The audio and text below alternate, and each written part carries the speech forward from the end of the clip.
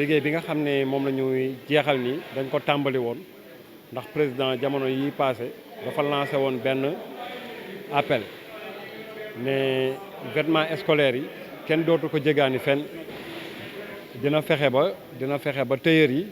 ñaw ko pour mën ci gis seen bopp comme ci Covid la ñu jógee mu jàppale artisan yi jox leen marché bi muy 30 milliards 3 ans chaque année 10 milliards mu ne nag dina ci jàppale suñu mbokk tailleur yi ba ñoom ñu mun ko ñaw ñu mën a suqaliwaat seen i entreprise ñun nag ci loolu ñu ne nañu anticiper avant commande bi di ñëw ñu defal suñuy tailleur renforcement de capacité mën nañu ñaw mais liggéey bi dafa nekk beneen liggéey boo xam ne bokkut ak façon bañ doon liggéeyee léegi dañu bëgg a defaraat loxo yi ba nga xam ne ñun ñëpp dañuy yem même méthode su kii ñawee kii ñaw suñ ko boolee du ñu xàmmee kii moo ñaw wala kee ñaw non lii ñëpp ci mën a ñëpp ci war a bénéficier wu képp kuy tailleur rek war nga ci mën a bénéficier wu même ki am benn machine. may profité di nuyu président Gora Aaj di ko nuyu bu baax a baax président Amane Ndiaye président Amadou Fall parce que ñooñu ñooy suñu kilifa ñoo ñu fi teg ñu leen di liggéeyal kon ñu leen di nuyu bu baax a baax di wax bi loolu amee ñoom dañu taxawaayu kilifa fexe ba formé ñu jàppale ñu ba actuellement soo demee Solida ñoom ñii dañ fay xëy pour di tàggatu di xool nan la ñuy daggee ay patron yoo xam ne dina permettre membres yi fu ñu nekk ci Sénégal ñu mun ko am. ñun nag conférence de presse bi ñu defoon jamono yële passé dafa am ñu jógoon di ŋàññi acte noble bi président def ne président xaalis boobu muy jox artisans yi waru leen ko jox te artisans yi di ay doomu Sénégal di fay ay taxes di yor ay njaboot di dundal ay nit tey président suñu jàppalee vraiment ñun ku ñu dimbaliwul it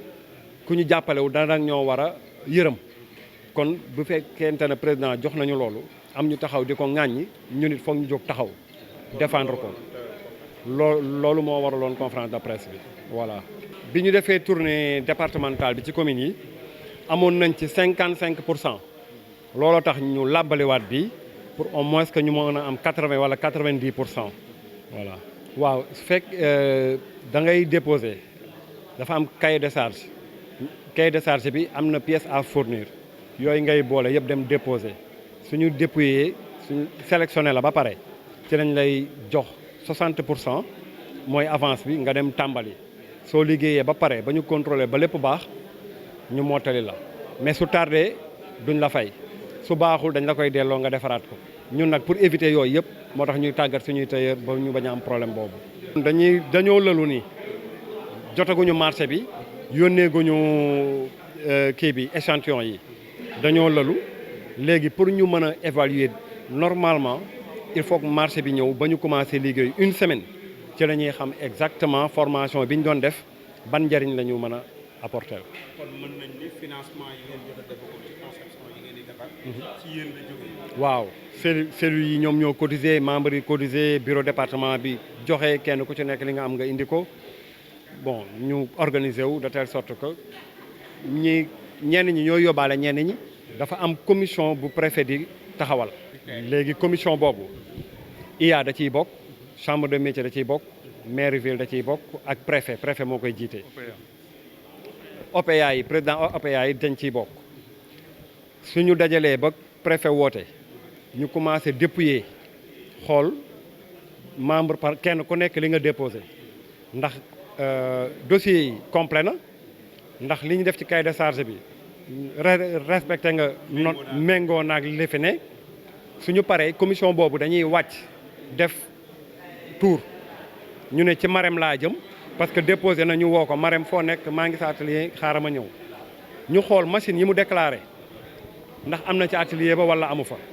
su fa amee ñu validé su fa amul mën nañ ko joxaat beneen sens ne ko demal nga déposé jiwaat mais commission boobu daal ñoom ñooy validé pour ne la yow mën nga bokk ci marché bi. lim bi mi ngi dépendre ci machine yi nga am parce que dañ lay laaj ñaata machine nga am ak ñaata nga mën a ñaw par bis maanaam soo nee mën naa ñaw ñaar fukk ak juróomi blouse par bis ñoom dinañu xam délai bi 21 jours la nañ xam fii ak 21 jours ñaata nga mën a ñaw voilà day dépendre ci sa capacité de production tey suñu dajale waatee njaboot gi yëpp ñu leen di defal renforcement de capacité vraiment mbégte bu rëy lañ ci am. Responsable, je suis le premier vice-président du comité de relance bu bureau national. tey lan mooy sa teewaay. suma teewaay day mooy pour ñëw waa Guédiawaye ooma muy seen responsable maman pour ma ñëw jàppale leen ci renforcement pour ñu confectionner les tenues scolaires. ñun suñu domaine lañ ma woo muy wàllu formation ma ñëw mu wax ma ko ma jóg ak mbégte ñëw pour jàppale leen pour ñu réussir parce que bu ñu réussir ñun c'est le bureau qui a réussi parce que ñun du question pour maman mais on veut l'ensemble du bureau national dans l'étendue du territoire national alors ñoom ñëpp ñu réussir donc loolu mooy suñu rôle pour ñu accompagner képp koo xam ne kii dafa taxaw pour mën a fexe pour nuñ ko mën a jàppale pour mu dem ci yëf yi donc loolu mooy suñu mbégte parce que on ne veut pas de défaite ci confection des tenues yu ñu nekk nii. projet bu baax la parce que réew dafay dox parce que président bu jógee ne dafa bëgg chaque année mu joxe 10 milliards pour tenue scolaire élémentaire Sénégal yëpp pendant 3 ans bi 30 milliards te loolu phase test rek la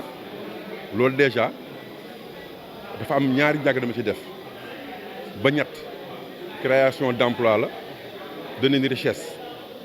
mais encore que boo xoolee loolu boo demoon màkk tam di màkk ngaaj màkk sax bu ñëpp niroo lu ñuy sol xam nga élèves yi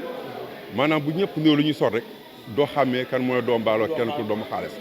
ne serait-ce que pour ça sax loolu rek dafa baax ci esprit xale buy jàng loolu ñu remercier président bu baax di ko ñaan yàlla yéenam yëg côté boobu yëpp bi topp mooy ñun dañuy remercier particulièrement notre frère ami Maman Sow parce que même président de financement boobu lii moom initiative propre am la propre ci doyam la ko defee te tey la ko soog a def xam nga ne chaque année mu def fête boo xamante ni ay millions lay investir rien que pour la jeunesse de Guédiawaye. FENAF nag dafa raw ni ñu koy waxee ndax FENAF dafa nekk fédération boo xamante ne nii moom li mu yor ci ay couturiers amul benn fédération boo ko yor ci ay couturiers FENAF mooy fédération bi nga xamante ne nii li mu yor ci ay professionnels de l'habillement amul benn fédération boo ko yor fii ci Sénégal. la preuve professeurs yi gën a mag tey ci couture FENAF lañ bokk les académiciens FENAF lañ nekk les bacheliers aussi ci coupe ak couture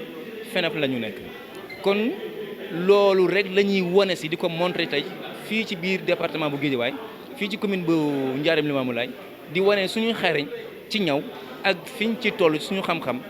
moo tax ñu indi suñu membres yi nga xam te ñoo nekk ci FENAF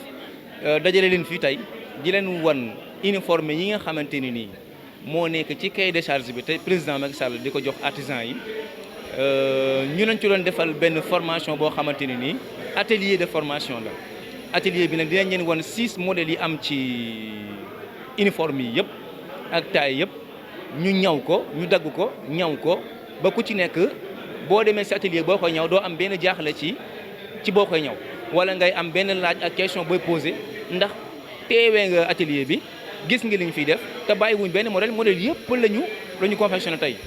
waaw ñu dajale commune bu Sam Notaire commune ville bu Guédiawaye ñu dajale Médina Gounass dajale Ndiarème Limamoulaye Golf Sud ak Wakhinane Nimzatt loolu nekkul liggéey bu tuuti te ci diir bu gàtt lañu ko jàpp. Mesdames et messieurs, ici présents, d'ailleurs, à travers ma voix et par le biais de monsieur le président départemental de la Fédération des habillements du professionnel du Sénégal, monsieur Maman Sow. FENAF vous lègue ses plus prestigieuses et représentatives salutations.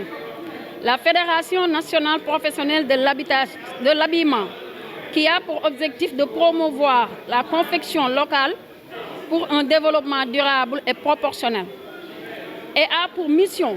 de doter une qualification de professionnel et de détenance qualificative pour une mission de considération, de savoir et de perspective proportionnelle. Elle a pu installer dans le département de Guédiawaye le 25 novembre 2018 en présence du président national, M. Gora Hadj. et en vive cordialité avec tous ses membres et leur président, monsieur l'infatigable Maman Sow, qui s'est tenu tous d'abord à côté de moi. De par ma voix et de ce qui m'entoure, je me suis renseignée par rapport à ce cas de ce dogmatisme éloquentique du travail, du savoir et du dogmatisme de cette fédération. À côté, il y a toujours M. Maman Sow qui est accompagné de ses 5 présidents de différentes cellules dans les 5 différentes communes de